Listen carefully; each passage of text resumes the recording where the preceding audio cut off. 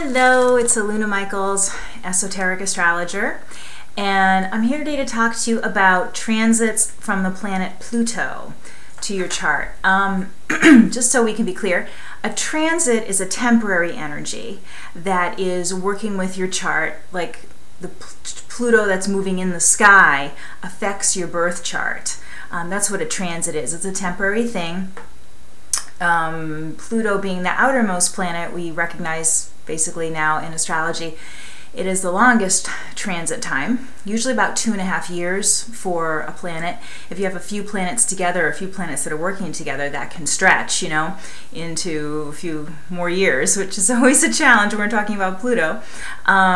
So when you have an aspect from Pluto in your chart, that's a permanent thing, that Pluto's working a certain way in your chart, helping you along your entire journey in this lifetime.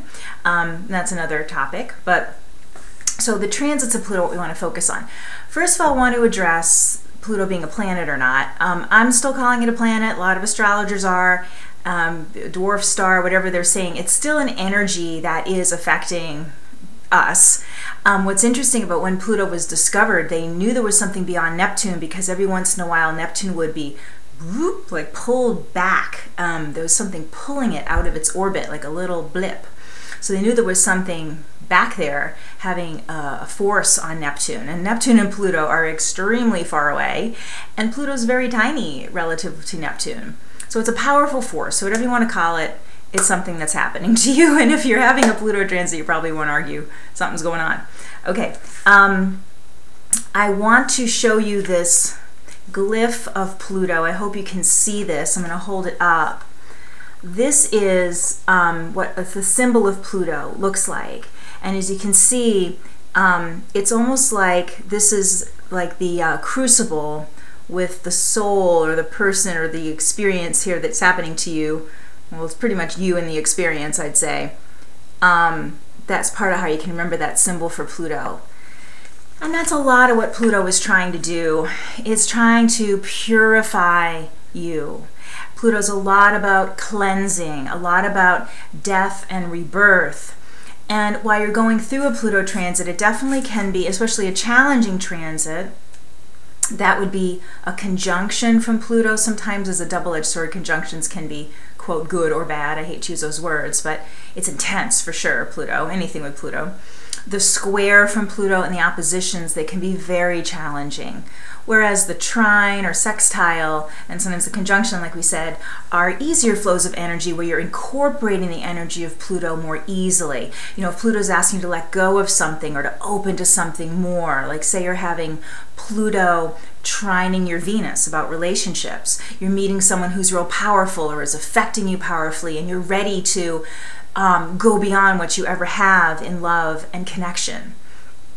When Pluto is squaring your Venus, it can be more challenges about releasing illusions about relationships or having betrayal issues, things that are, why did you get involved with this person in the first place? Were there red flags beforehand, or does this remind you of patterns of abuse in your life or being taken advantage of or things like that? So Pluto's healing and expanding whatever it's touching. It's just depending on that angle, it can be an easier shift to growth or a more challenging shift into growth. But that is the bottom line with Pluto. No matter how bad you feel if you're listening to this video, first of all, Pluto transits will end and will conclude and will leave you with a sense of empowerment. If you can try to think about that when you're having Pluto. And Pluto does tend to rip away things we hold dear, limits we have, or, even in the extent about, let's just talk about the Pluto to Venus, or even Pluto to the Moon, which can be about bonding, and that can affect relationships.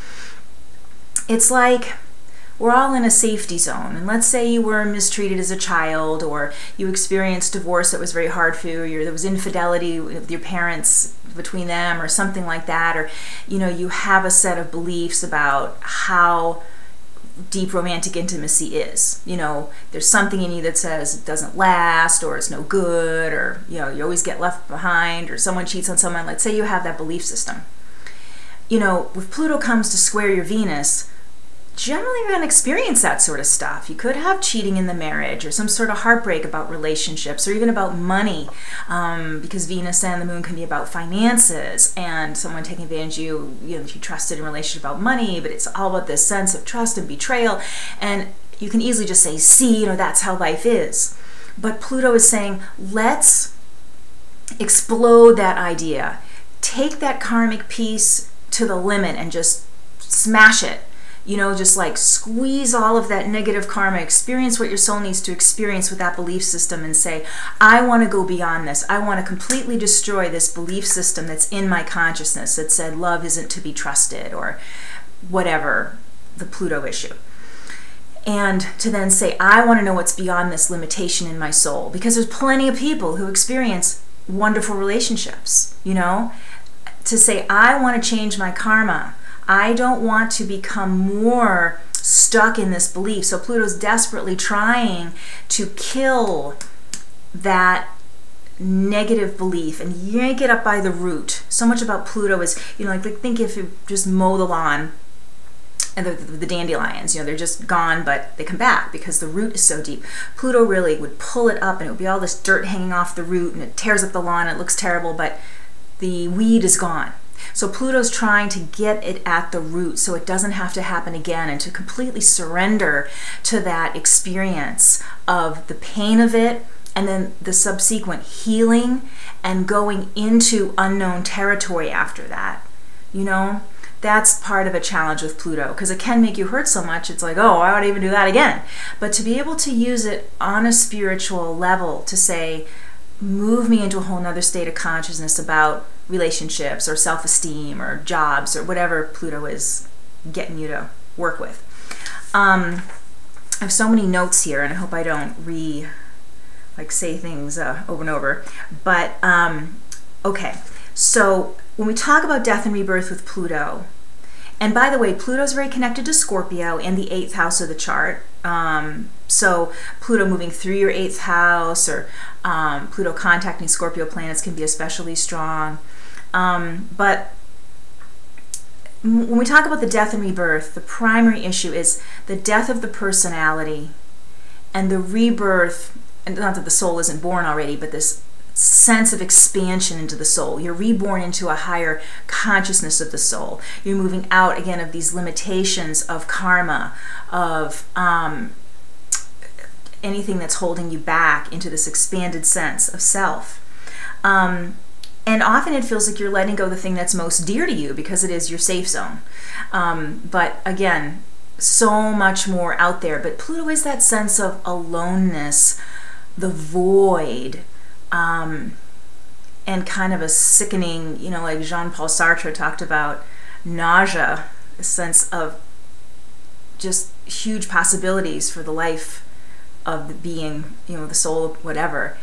So Pluto is moving into that huge unknown that feels very scary, because it is a whole new level of understanding yourself. Now, sometimes when people have Pluto transits, they almost feel like they don't want to live, because so much that seems to matter is being eradicated or shifted or altered. And to please know, please seek help if you're feeling suicidal with a Pluto transit. That would be the most extreme.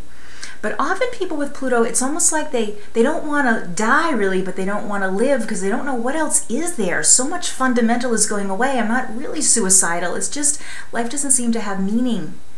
And then when you come out of that Pluto transit, you're restored with this new sense of meaning. And that's something that Pluto, in mythology, Pluto or Hades in the Greek, represented the underworld, but also gold. And that's where that idea of the alchemist, turning lead into gold, that you're lead, you want to become gold. Well, at least Pluto wants you to become gold, because you might think, I'm fine as lead, thank you, leave me alone. But that idea that there's this golden life for you, and that you will be restored so much more than you released. It's just a matter of opening to that and trusting that experience. And you gain a sense of power. Pluto really is about empowerment. So it's taking away all the things that are disempowering you, the thought forms and the limited situations. But things that could be affected during a Pluto transit, just want to set out a list here. I was thinking finances can be a shift, especially issues of debt or being taken advantage of financially. Health can be an issue. Feeling invaded by your health being taken from you in some sort of way, whether it's chronic fatigue or some intense disease or something where you feel a bit powerless over your body, because again, there's that issue of power and powerlessness with Pluto. Power issues in general, especially related to work or dynamics in romantic relationships with families, legal issues. Sexuality is a big one, because Pluto is so much about, instead of being two, the two releasing their individual identity and moving up into one. Like this idea of transcendence with Pluto. I'm just going to show you. Here's, X and Y, and then, I'm just going to write, 5 instead of Z. But, that you have like the person X and the person Y, and then you become something completely different, not even a letter. Now you're a number. You're rising up, you're releasing part of yourself, merging with someone else and becoming something more than the sum of their parts. So that's where the sexuality aspect comes in. But then you get the issues with trust and betrayal, and you don't get that level of bonding if you don't have that level of risk. And that's a lot of Pluto stuff too. Now here's another thing I was writing. Pluto a lot is about the truth of the self. And Pluto transits will often show you how you're betraying yourself. If you're going to a relationship with someone who, let's say, you're very vulnerable and this person has a history, told you, oh, I cheated on my partners, every partner I've ever been with, let's say, and then you go to them or with them, and then you wonder why, this person hurt you. It's like, well, why did I settle for that? Or why didn't I leave when there were signs about that? Why did I stay till my self-esteem was in the toilet before I went, oh, gee, maybe I should leave, or they left me and I didn't even leave them and I have that humiliation now. So it's like usually Pluto's showing you what is the truth of yourself and how are you not abiding by that. That could be even something as simple as you want to lose some weight, and this is dopey maybe, but let's say you're allergic to gluten, or someone tells you you shouldn't eat, and then you just go about and eat bread all the time and you feel sick. That's a simple one, but Pluto's sort of like, well, duh, you know this about yourself, and you need to be responsible for those truths of yourself, and get real. So Pluto can be hard. So it's stuff about ourselves we don't want to face. Okay. Another thing I wanted to talk about, it's a little obscure, so bear with me, but and I want to show you this book. This is called Spiritual Power Tools, Support for Your Soul. It's by Jane Elizabeth Hart. You can get this book on Amazon or through centerforenlightenment.org. That's not .com, .org. And in her book, she talks about moving from the third dimension of being into the fourth dimension of being. And she talks also about the sense of opposites. When you're in the third dimension, I'm happy, I'm sad, I'm in love, I'm, lonely, I'm, whatever. I feel good about myself, I feel crappy about myself. Those are the opposites. And one thing that Pluto brings, that sense of aloneness or weirdness or the abyss kind of feeling, is that you have a depression where the opposites don't work anymore. And that's where you can get that sense of what's life about. Even when I'm happy, I'm going to be sad again. Or I'm always sad. And you're locked in the opposites.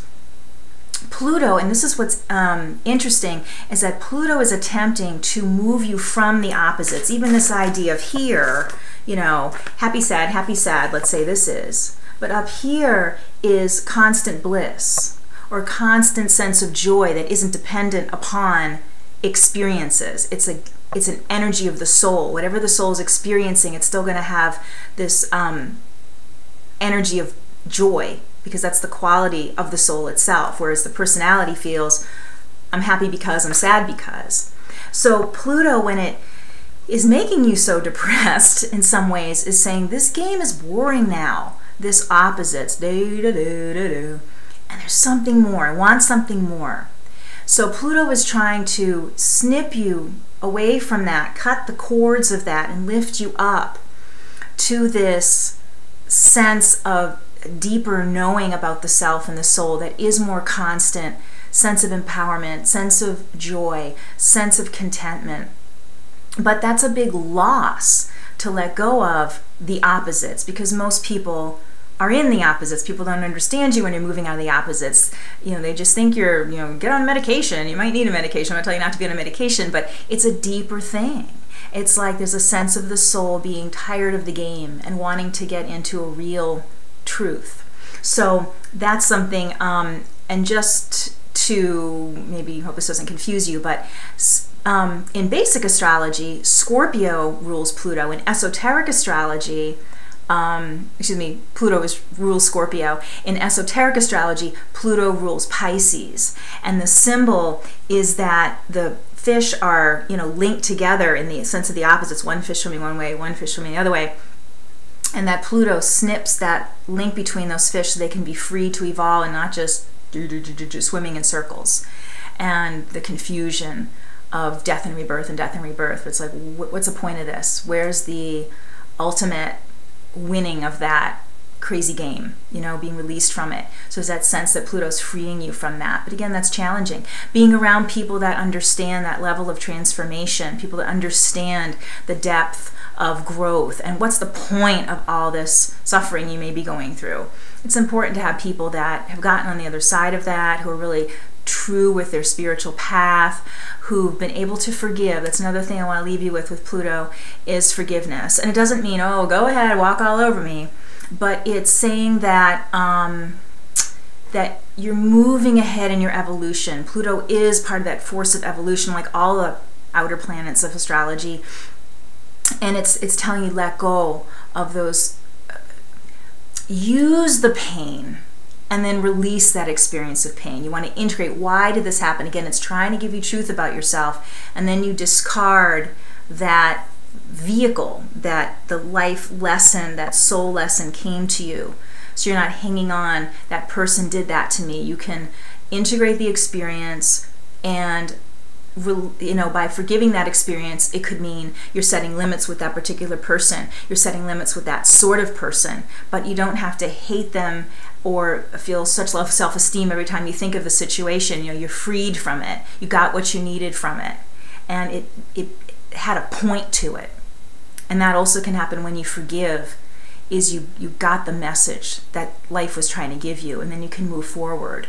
And again, doesn't mean, oh, that's fine, all that happened, but it's like there was a reason for it, and I got it, and now I can just move forward. And let's see. I think that's pretty much all you have to say about Pluto. But keep in mind too that there's wonderful energies from Pluto that come at you at the different angles that are very, like I said, empowering. And it's easy to feel that power. And you feel wonderful and healthy and strong and making lots of money and all this kind of thing, and believing in yourself. But if you are having the hard angles, that's there for you too. It's just more hidden in the dirt, or there's more lead to burn off.